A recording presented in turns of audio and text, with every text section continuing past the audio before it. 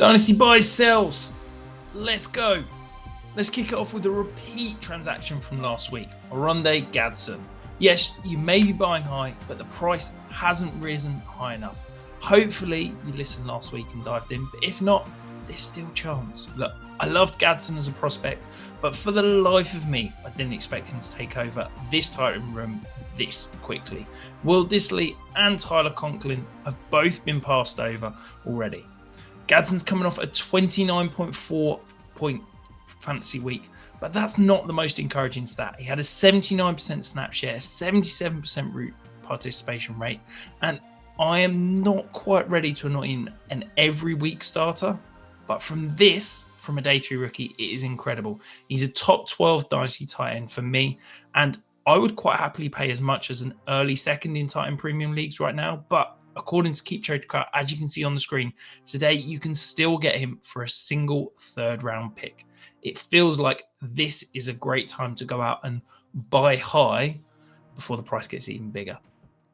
The next guy we're going to talk about, Drake Maye. Look, if you've been a follower of this channel for a little while, you know that I'm a massive fan of Drake Maye. You won't be surprised to see me hyping him yet again. However, the ascension is just incredible. It is amazing.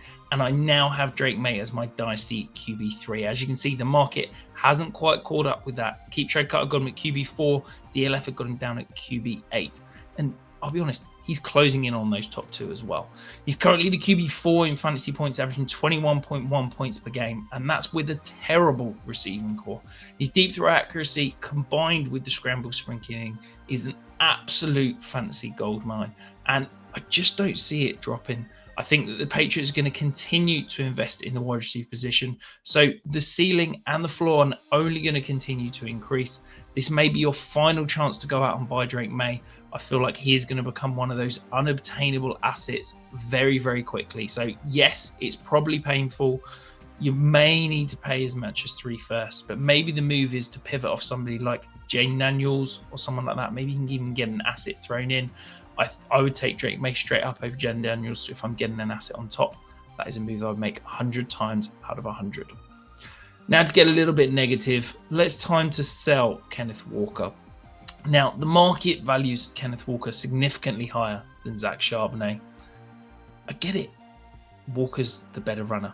He's the more explosive player. And quite frankly, he's more capable of hitting the home run play when the blocking's not fantastic. However, the Seahawks value what Charbonnet brings. It's the reason why they're keeping him around. It's the reason why they keep putting him on the field. He's one of the best pass protecting backs in the league, and they consistently use him in and around the goal line rather than Kenneth Walker. Because of that, Walker is at best an RB2, and let's be honest, realistically, he's going to be an RB3 flex play. And the market just isn't valuing him as that. They've got him, as you can see, 2 prices. So if you can sell at that price, I'm happy to make the move. It feels like it could be a good opportunity if you can pivot to potentially a better running back that I'm going to talk about shortly, or you can get some draft picks and re-roll and move into next year. If you are finding this for the first time, let's keep it simple. You're liking the content up to this point, hit the subscribe button, and of course, we'll get this sort of content every single week, find its way into your feed. And while you're down there, give us a hype, help us out. The next player, and this is the guy I mentioned, maybe you can pivot off Kenneth Walker to go and get this guy. Javonte Williams, Keep Trade Cut, I've got him as the next running back up, running back 18 overall. And to me, this is just a case of the market currently hasn't reacted quickly enough. Javonte is the RB6, averaging 18.7 points per game. Last week, he saw 22 touches, playing 69% of the snaps. He's locked in as the running back 1 and the clear-cut running back 1, one of the best offenses in football. He's combining great rushing volume with some sprinkled in some receiving touches, and he could be a running back 1 for the rest of the season. Yet you can go and get him for mid RB2 prices. If you're a contender, maybe looking for that RB2, maybe looking for a flex option to push you over the top, I'd be banging down the door of the Javonte owner, trying to add him into my team. You can acquire him for maybe 2 seconds, maybe even the late first where Keep Trade Cut are buying him.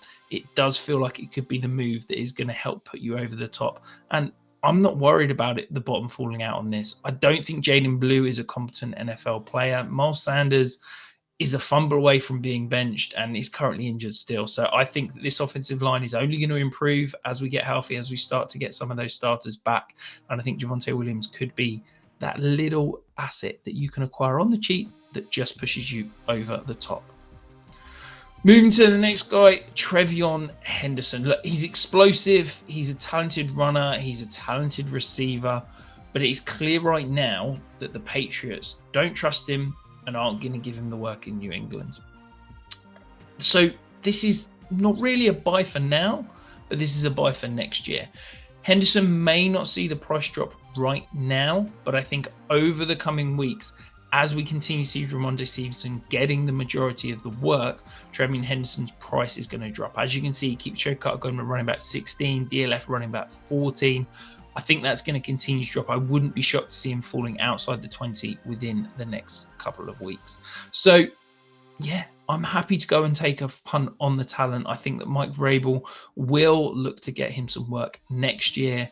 He notoriously doesn't trust those rookie runners. So if somebody is panicking and worrying that a poor rookie season is a sign to get out on the asset, I think it's a great time to buy in because Rhamondre is not the long-term answer. His contract they can get out of after next season. And I think that TreVeyon Henderson is going to be the long-term answer in an offense that we know with Drake Maye under center is going to be one of the best in the league. Speaking of Rhamondre Stevenson, he's up next. And this is a nice little 2-for-1 transaction. This is both a buy and a sell. I think if you're a contender, look, this backfield share isn't changing anytime soon. It is clear Vrabel trusts Rhamondre. He's going to trust him through those fumbling issues and keep him on the field. And if you're looking for a running back 2 flex play, there's worse places you can go. If you've only got a late second or something like that, you can go and take a punt on Rhamondre and he's going to give you solid production. And if he finds the end zone, he can definitely outpay that cost. But if you're not a contender and you're looking towards 2026 and beyond, Rhamondre doesn't need to be on your team. As I said, I think Henderson's going to take over this backfield next year. And I think Rhamondre's likely to be cut when the Patriots can save money when that contract is up after the 2026 season. So Rhamondre, short-term buy, long-term sell. It depends on your roster as to what you're doing right now. Do you disagree with any of those 6 players? Have you got trades that you want me to give you my thoughts on? Drop them in the comments below. We'll respond to every single one of them. And if you want to understand what the trade looks like in my trade value calculator, put it in the comments below and I'll give you the exact calculation as it appears. And of course, hit the subscribe, hit the like, and hit that hype button on your way out.